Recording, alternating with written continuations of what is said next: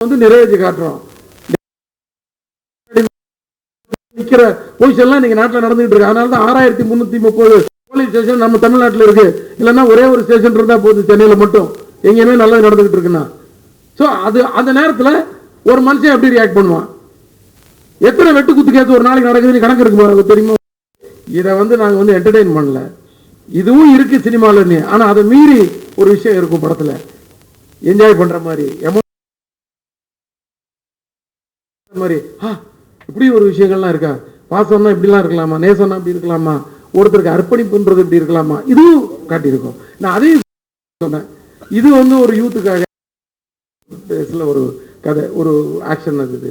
இன்னொன்று வந்து ஒரு ஃபேமிலிக்காக ஒரு ஏரியா, இன்னும் சின்ன பசங்களுக்காக ஒரு ஏரியா, நல்ல காமெடி. யோகி பாபு எங்கே போயிட்டாரு அவருக்கு, இந்த மாதிரி நிறைய விஷயங்கள் இருக்கு படத்தில். வந்து வெறும் வெட்டு குத்துலாம் பண்றாங்க நான் கிடையவே கிடையாது. முதல் படத்துலேருந்து இன்னைக்கு வரைக்கும் வெட்டு குத்தும் இருக்கும், ஆனால் கொஞ்சம் ஆறில் கொஞ்சம் தூக்கலாக இருக்கும்.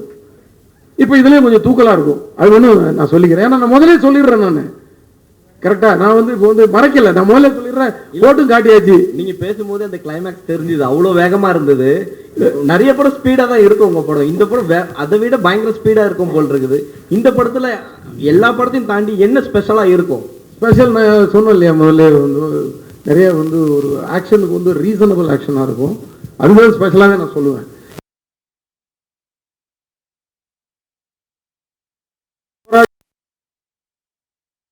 ஆடியன்ஸ் வந்து அவங்க வந்து ஒரு அதே மாதிரி ஆக்ஷன் இன்ட்ரெஸ்டாக கொடுக்குறோம். ஏன்னா மக்கள் சினிமா தானே தெரியும், கொடுக்குறோம். அது உண்மையிலே அந்த ஆக்ஷன்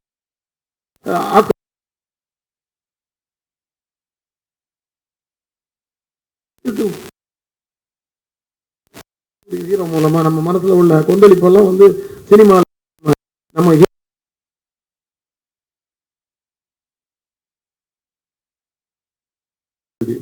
அது கூட வந்து அரண்மனை 4 வர மாதிரி இருந்தது. நீங்க சில கேள்விகள் கேட்டீங்க, சில கோவப்பட்டீங்க. இப்போ அரண்மனை 4 மே 3 போயிருக்கு.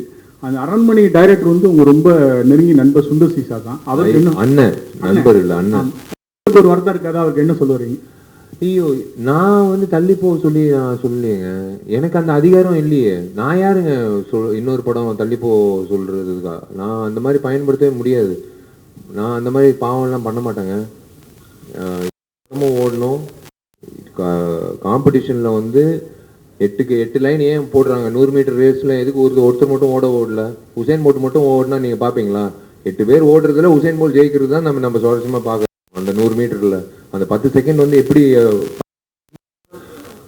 சினிமா துறையில் இருக்க முடியாது விஷயம். இப்போ அந்த மாதிரி ஏப்ரல் தள்ளி போட்டு என்ன தெரியாதுங்க. அவங்க கிட்ட நான் யாரு ஜெயிக்கணும் அப்படியெல்லாம் என்னைக்குமே நான் யோசிச்சதே கிடையாது. எல்லா இயக்குனரும் ஜெயிக்கணும், எல்லா புது வந்து பெரிய நடிகர்கள் வரைக்கும் நான் ஜெயிக்கணும். Hari sir, Vishal sir, Hari sir, நீங்க வந்து கமர்ஷியல் படங்கள் 22 வருஷமா வந்து பண்ணிட்டு இருக்கீங்க. கமர்ஷியல் ஃபிலிம் மேக்கிங்கோட அப்ரோச் இப்போ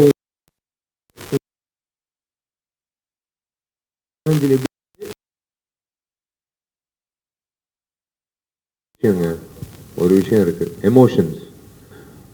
இப்போ நம்ம குடும்பத்துல நடக்கிற விஷயங்கள் இருக்குல்ல, அது வந்து நம்ம குடும்பத்துல ஒண்ணு, இவர் குடும்பத்துல ஒண்ணு, அவர் குடும்பம் ஒற்றுமொட்டு இருக்கிற அத்தனை பேரோட குடும்பங்கள்ல ஒரே விதமான ஒரு எமோஷன் ஓடும்.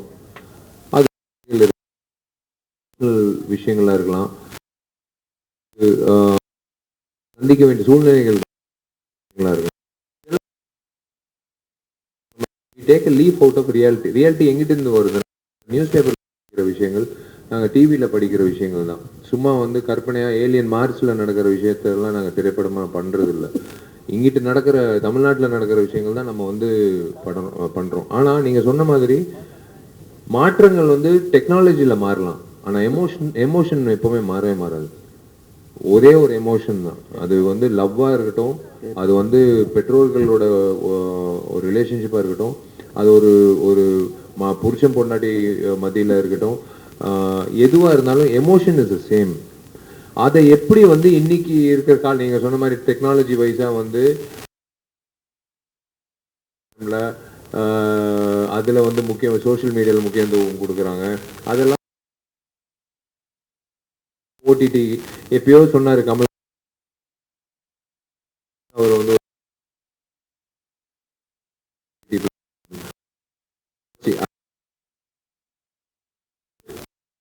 வந்து பண்ணோம், பூஜை பண்ணோம். ஆனா அதே ஆடியன்ஸ் படிக்கிறவங்க இன்னைக்கு வந்து வேலைக்கு போறாங்க, காலேஜ் படிச்சவங்க கல்யாணம் ஆயிடுச்சு. இந்த மாதிரி வந்து வளர்ச்சி வரும்போது அவங்க வந்து படங்கள் பார்க்கும்போது ஒரு விஷயம் வந்து எதிர்பார்ப்பாங்க, இவங்க 2 பேரும் சேர்ந்து வராங்களே என்ன கொடுக்க போறாங்க அப்படின்னு தான் பார்ப்பாங்க. ஸோ அந்த விஷயத்துல வந்து அண்டர் கரண்ட்ல இருக்கிற பேஸ் எமோஷன்ல வந்து we have upgraded, he has how to show that emotion and at the same time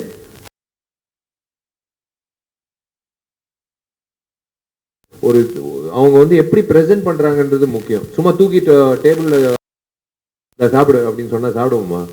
அவங்க வந்து எப்படி பிரசன்ட் பண்றாங்க ஒவ்வொரு ரெஸ்டாரண்ட்ல அப்படின்றது வச்சுதான் நம்ம வந்து உணவு இப்போ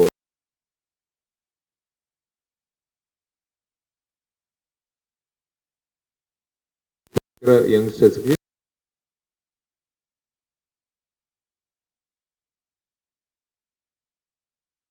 இந்த படத்துல பண்றது காரணம் வந்து இதெல்லாம் ஒரு புதுசா இருக்கும் பார்க்கும்போது. ஹரி சார் எப்படி ஹரி சார் எக்ஸிக்யூட் பண்ணாரு, நாங்க எப்படி யோசிச்சோமோ அதே மாதிரி ஆடியன்ஸும் யோசிப்பாங்க.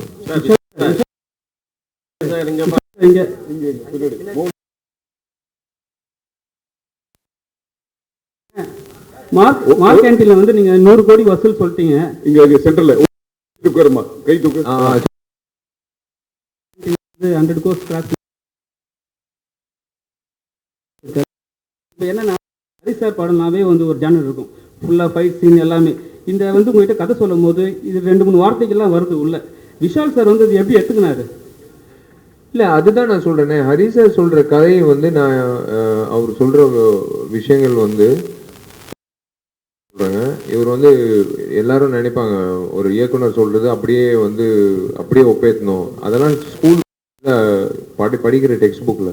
ஆனால் இயக்குநர்கள் வந்து சொல்லும் போது சார் இப்படி ஒரு விஷயம் பண்ணா ஆமா பண்ணலாமே, இப்படி கூட பண்ணலாமே அப்படின்னு ஃப்ளெக்சிபிளா இருக்கிற இயக்குநர்களோட ஒர்க் பண்ணும்போது வேற ஒரு அவுட்புட் வரும். ஏன்னா அவர் வந்து காது வச்சு கேட்பார் எல்லாரும் என்ன சொல்றாங்கன்ற ஒரு விஷயம். ஸோ அந்த விஷயத்த வந்து அதான் சொன்னாரு, ஒரு எமோஷன் ஒரு பொண்ணு மேல, அதுவும் வந்து சில காட்சிகள் இருக்கு. இவன்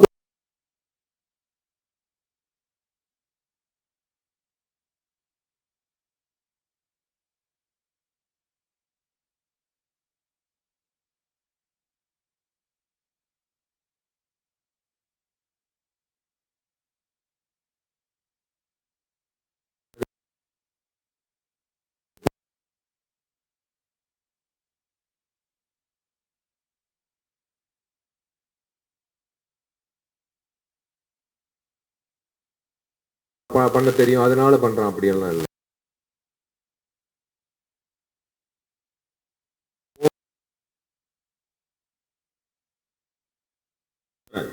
எஸ் சார். ஆர்யாவை கல்யாணம் பண்ணணும் அப்படின்னு சொல்லி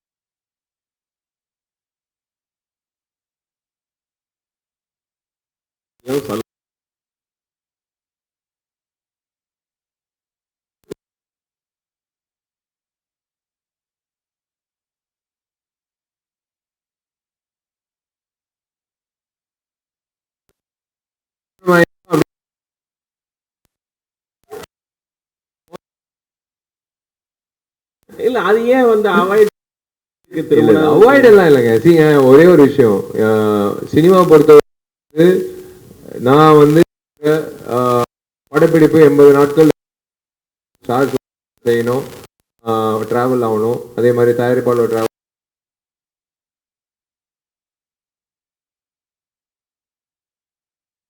ஒரு விஷயம். ஆனா பொண்ணோட டிராவல் பூரா ஒரு டிராவல் பண்ற ஒரு விஷயம். சாதாரண விஷயம் வந்து முக்கியத்துவம்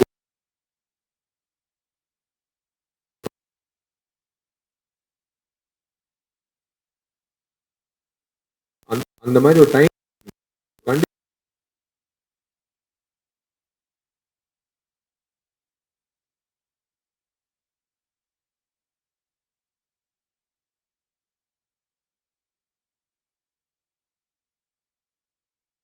என் உழைப்பெல்லாம் விட்டுருங்க, கார்த்தியோட உழைப்புனால இந்த வருஷம் வந்து கண்டிப்பா கட்டிடம் வந்துடும்.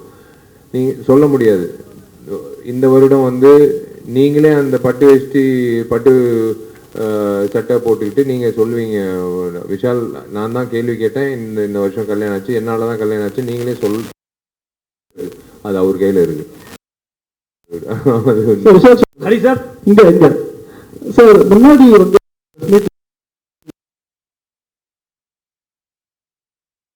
ஓடிடுங்க, படம் பண்ணாதீங்க அப்படின்னு பேசும்போது சொல்றீங்க சிறு படங்களுக்கு. அதுதான் என்னோட நான் ஓப்பனா சொன்னா அது கான்ட்ரவர்சி ஆகுது. ஓப்பனா வந்து அதான் இப்ப பாருங்களேன், இப்போ ஓப்பனா வந்து ஹரி சார் ஒரு விஷயம் சொன்னாரு, பிரதர் கேட்டாரு, சார் சொன்னாரு, அதுதான் நான் திரும்பவும் சொல்றேன். நான் வந்து ஒரு அக்கறையோட நான் வந்து சொல்றேன், நான் ஒரு வெறுப்போட நான் சொல்ல. சின்ன தயாரிப்பாளர்கள்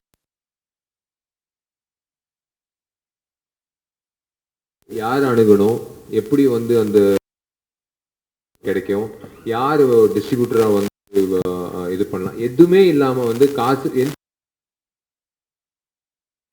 நிறைய பேர் அவங்க தயவு செஞ்சு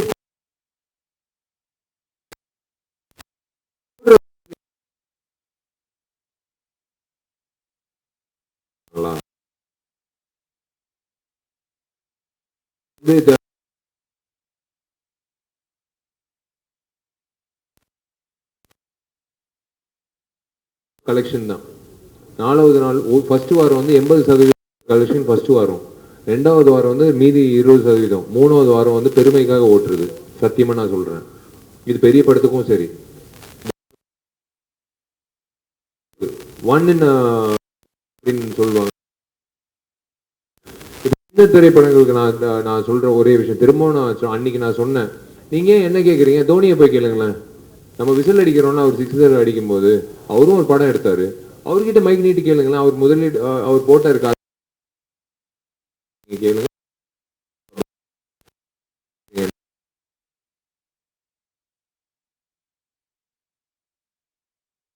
படம் நானும் வந்து பண்ணியிருக்கேன்.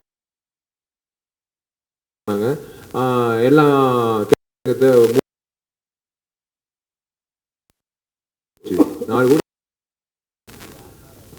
எல்லாமே இருக்கும். சினிமாவில் வந்து அன்சர்டனிட்டி ஜாஸ்தி. அந்த வகையில் வந்து சின்ன திரை மார்க்கெட் என்ன நிலவரம்ன்றது இந்த வருஷம் வந்து நான் எப்போ ஓப்பனா சொல்றேன், இது நீங்க இந்த வந்து ஆசிட் டெஸ்ட்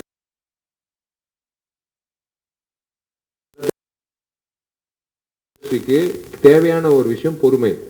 அந்த பொறுமை காக்கிற அத்தனை தயாரிப்பாளர், இயக்குநர்கள், நடிகர்கள் வந்து அவங்க தான் வந்து அடுத்த வருடம் வந்து கரெக்டா வந்து ஒரு கோர்வையா போக முடியும். அந்த பொறுமை கண்டிப்பா இந்த வருஷம் தேவை. It's going to be a very very big task. இந்த மே மாதத்திலிருந்து இந்த டிசம்பர் மாதம் வரைக்கும் சின்ன படங்கள்ல இருந்து பெரிய படங்கள் வரைக்கும் எல்லாருக்கும் வந்து it's going to be a biggest acid டெஸ்ட்னு சொல்லுவேன். ஹரி சார், உங்களுக்கு ஒரு கேள்வி சார். நீங்க சொன்னீங்க அந்த 3.5 கிலோமீட்டர்ஸ்க்கு வந்து அந்த சேசிங் சீன் ஃபைட் இங்க சார் சேசிங் ஃபைட் சீன்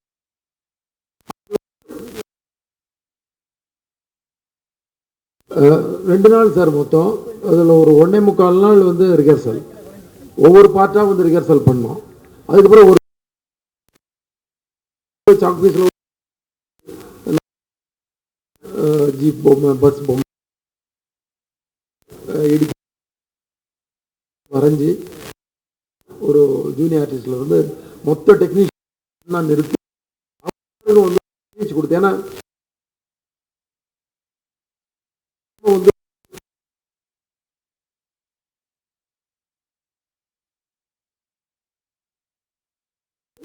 ஒரு 1.5 நாள். ஏன்னா இது வந்து கம்யூனிகேஷன் ஒன்று இருக்கு. ஏன்னா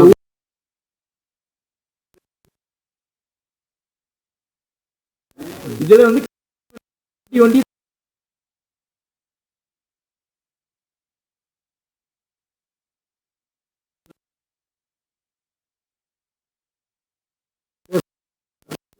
போயிட்டோம் சார். ஹரி சார் பேர் வச்சிருக்கீங்க. ஆமா,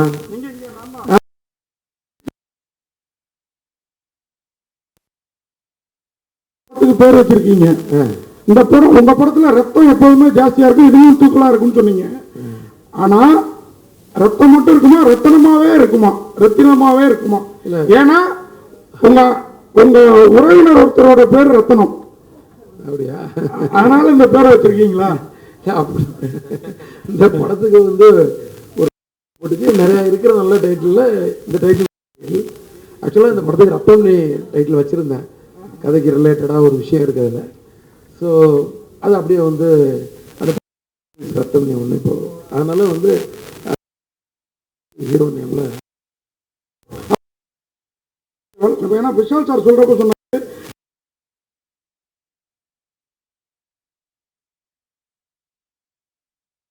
அவங்க எங்க ஷூட்டிங்ல இருக்காங்கன்னு சொன்னாங்க. அவங்க படப்பிடிப்புக்காக வெளியூர்ல இருக்காங்க. விஷால் சார் ஒரே ஒரு கேள்வி, நீங்க வந்து தண்ணி பூந்துச்சு அதை தீர்த்தீங்கன்னா நான் 2026 வரமாட்டேன் அப்படின்னு சொன்னீங்க. ஆனா வந்து 2026 வரன்றீங்க. ஏன்னா தளபதி இப்படி தொடர்ந்து அவர் மதுரைன்னு நடிச்சாரு, நீங்க மதுரைக்காரராகவே வாழ்ந்தீங்க பல படத்துல. அவர் இறங்குறதுனால இறங்குறீங்களா, இல்ல அண்ணா நகர்ல தண்ணி வந்தது அதை தீர்க்கப்படல அதை நோக்கி இறங்குறீங்களா அரசியல்? அண்ணா நகர் இருந்தது ஒரு தொகுதிங்க. இன்னும் ஏங்க தமிழ்நாடு அண்ணா நகர்ல தண்ணி இறங்குறது இது அது ஓகேங்க. அது அது வந்து நான் பதிவு பண்ணது வந்து எங்க வீட்டுல தண்ணி அது வந்து அண்ணா நகர். நான் சொல்ற ஒரு விஷயம் என்னன்னா, நான் திரும்ப அதான் சொல்றேன். முதல்ல வந்து தளபதி விஜய்க்கு வந்து வாழ்த்துக்கள். அவர் வந்து எடுத்த முடிவு, அவர் வந்து சமூக சேவைக்கு வராரு, மக்கள் சேவைக்காக வராரு அப்படின்னு முடிவு பண்ணிட்டு அவர் அறிக்கை கொடுத்துட்டாரு. அது வந்து அவருக்கு முதல்ல அவர் வாழ்த்துக்கள். எனக்கு ரொம்ப பிடிச்ச ஒரு மனிதர், ஒரு ரொம்ப பிடிச்ச நடிகர். எனக்கு என்னன்னா அவரை வச்சு இயக்கி ஒரு படம் பண்ணோன்னு எனக்கு ஒரு ஆசை. ஐயோ அவர் சொல்லிட்டாரு இதுதான் கடைசி படம்னு எனக்குள்ள ஒரு விஷயம் ஓடிட்டு இருக்கு. அதுதான் இப்போ விஷாலன் நீங்க கொண்டு வந்தீங்கன்னா இப்போ என்னன்னு தெரியாது எனக்கு. ஒருவேளை நான் ஹரி சார் கதாநாயகனா இருக்கிறதுனால நிஜ வாழ்க்கையிலையும் வந்து ஏதாவது சமூக விஷயம் பிரச்சனைகள்லாம் இறங்கி பேசணுன்ற உணர்வு வந்து ஆட்டோமேட்டிக்கா வருதான் என்னன்னு தெரியல. இதெல்லாம் தாண்டி ஒரு விஷயம் சொல்றேங்க. 2026ல வந்து விஷால் வந்து வரக்கூடாதுன்றது தயவு செஞ்சு அந்த அவங்க வந்து அவங்கவுங்க வேலைகள் பண்ணிக்கிட்டா நம்ம சந்தோஷப்படுவோம். டிசம்பர் மாசம் நான் திரும்பவும் சொல்றேங்க, மழை வருது, தயவு அந்த வெள்ளம் வந்து வராம பாத்துக்கோங்க. திரும்ப வந்து மறுபடியும் இன்சூரன்ஸுக்கு ஓடிக்கிட்டு ஆடி கார்ல இருந்து சின்ன கார் வரைக்கும் மிதக்கிட்டு வேளச்சேரியில ஏரி பக்கத்துல மறுபடியும் வந்ததுன்னு வச்சுக்கோங்களேன், எப்படி இருக்கும் யோசிச்சு பாருங்களேன். நம்ம ஊருங்க, நம்ம வாழ்ந்த ஊரு, நம்ம சம்பாதிச்ச ஊரு, நம்ம ஊர் வந்து ஒரு வருஷம் இதே மாதிரி இருந்ததுன்னா எப்படி இருக்கும்? அதுதான் ஒரு ஆதங்கம். ஏன்னா அதெல்லாம் மாறிடுச்சுன்னா நாங்கெல்லாம் எதுக்குங்க வந்து சொல்லணும்? அதுதான் ஒரு விஷயம். ஸோ ஒரு சமூக சேவை செய்யறதுக்கு அவங்கெல்லாம் ஒரு உணர்வோடு நான் செயல்படும் போது நாங்கெல்லாம் வந்து ஹரி சாரோட அடுத்த திரைப்படம், அதுக்கு அடுத்த திரைப்படம் இதில் வந்து எப்போ வாய்ப்பு கொடுப்பாருன்னு நாங்கள் ஏங்கிட்டு இருப்போம். அதுதான் எங்களோட வேலை.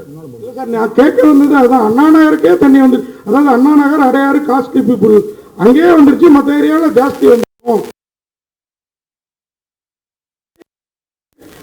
முன்னாடி சொன்னது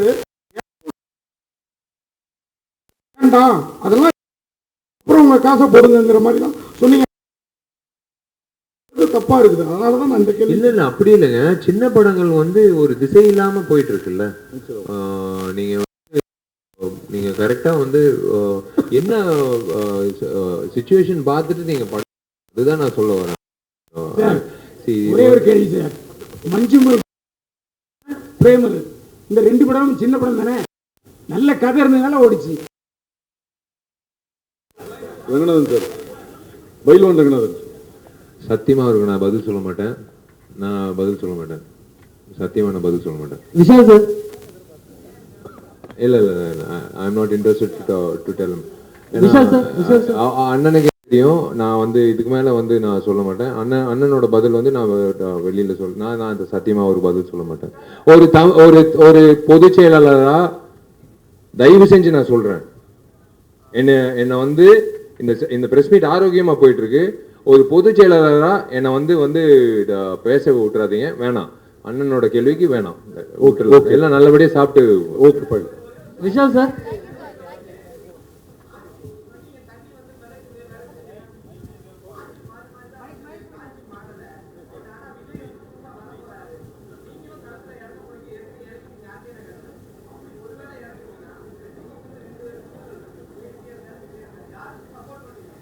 ஏங்க ஒருத்தருக்கு நல்லது பண்றதுக்கு ஏங்க சப்போர்ட் வேணும்? நீங்க பண்ணிட்டு போயிட்டே இருங்க.